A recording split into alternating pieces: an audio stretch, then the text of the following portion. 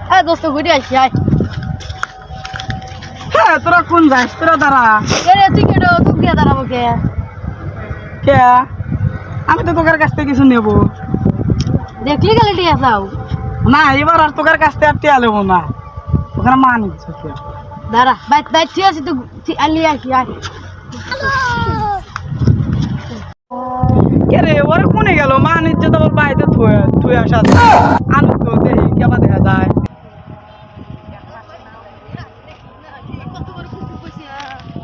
কে রে, তোর কোনে গেছিল? তোর মা আবার কেন খারাপ করতেছো তুই?